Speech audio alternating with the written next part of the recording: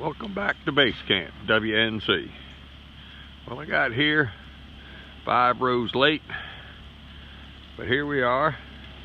We're setting out this fall. It's the first week of August, and they are busy setting out squash. And this is yellow squash, green squash, zucchinis. I think he stuck some cucumbers in there. Collards didn't do real good, but this was everything that was in the greenhouse the other day. Came out here this morning, took some cheap white latex paint and sprayed on top of this black plastic, trying to get it a little bit cooler. We're going to go over some things here, some stuff that we're going to work on the farm. Farmer Walter went away for 2 weeks, came back with a bunch of energy and a whole bunch of ideas. We're going to walk you around the farm and show you some of the stuff that's coming up. Well, this is one of the things that we want to change. This is a 8 by 12 foot cooler. Be kind of noisy in there, but turn the light on. And what we've got is 2 rows of permanent shelves, a little bit of boiled peanuts and some melons sitting in here, not a whole lot. But this is one of the things now. Let me take you down the other end and show you what we're talking about. Well, there it is if you can see it. There's our brand new ice machine, but this is an 8 foot by 12 foot cooler, and we just about outgrown it. This is 7 years old right there. We have a 16 by 16 cooler we're going to build right here behind me. This is a little bit different. We paid almost nothing for the cooler. The refrigeration unit, on the other hand, on top of it, 8 years ago was $5,000. So what we really plan on doing, let's see if I can turn around without making you too sick here in the packing house, is plan on taking this whole wall out between the 2 poles, and we're going to head outside here. What we end up doing, we're going to pour a concrete slab all the way across just shy of the tree, and we're going to set back to that back pole and go back with a 16 by 16 foot walk-in cooler that we've got around the corner here. I'll show it to you. And it'll be sitting on a concrete slab, where the other walk-in cooler has an insulated floor, and everything's got to be carried in 1 crate at a time and 1 out, and you got to fight each other at the door. We want to make this thing here, I'm going to build it with a 6 or 7 foot wide door, and it's all the carts, the shelving won't be permanent. They'll all be roll around carts, so we can roll a cart out that's got 4 or 5 shelves on it, load it in the packing house, run it through the door, and just run it in the cooler. But we'll also be able to load up pallet loads and shrink wrap it, that when the truck comes, we don't have to do it outside. We can just pick it up with the tractor and set it in the truck. So let me go around and show you what a 16 by 16 looks like in pieces. Well, there it is. There's some corners, wall pieces. Here's the roof for it, and this is a 16 by 16. But what we're going to do now, part of the problems with the whole thing, strawberries need to be down around 34, 35 degrees.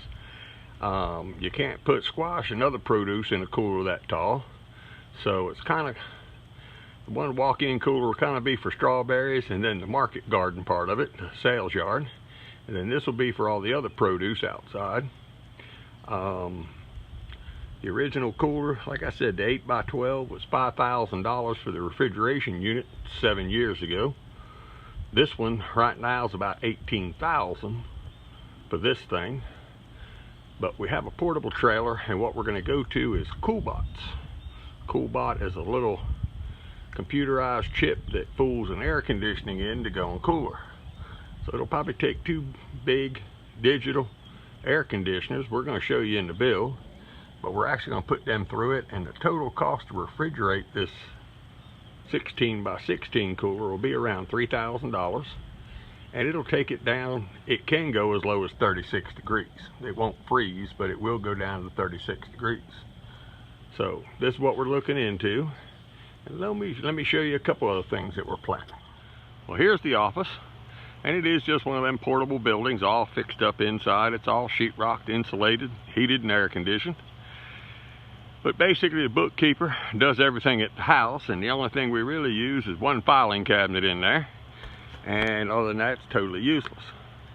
Walter's son-in-law brings a big barbecue trailer on weekends and sets up and does hot dogs and hamburgers and does barbecue and sausages and everything else. And so what we're talking about doing is putting a commercial kitchen in that building. And through Clemson University, Walter actually knows the guy who actually plans and lays it all out, knows all the rulings on it. And let me move over here and show you this. What we're looking at is basically take this window and either put a doorway or a pass-through window.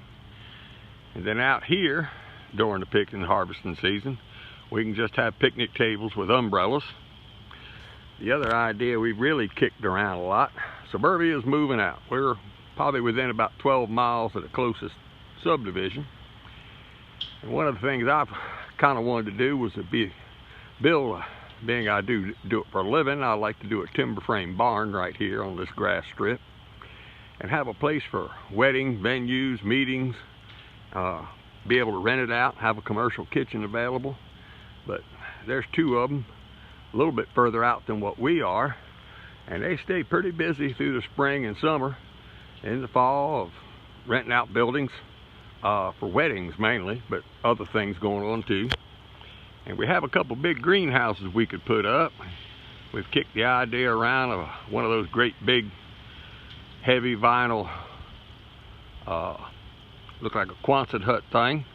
I'm a builder, so I kind of tend to like the post and beam or timber framing, but it's just something else to fill in the rest of the farm and the ideas of everything else going on. And let me take you over and show you what's happening in the fields.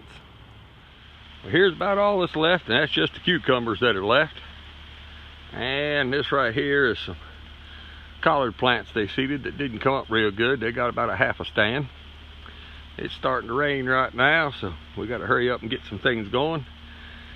But if you got any questions or comments, leave them in the box. I'll get a hold of you. If you need any help or ideas on trying to get a market garden going and looking for markets in your area, that's what we do. Let us know if we can help you. I thank you for watching. Share it to your friends. Please subscribe.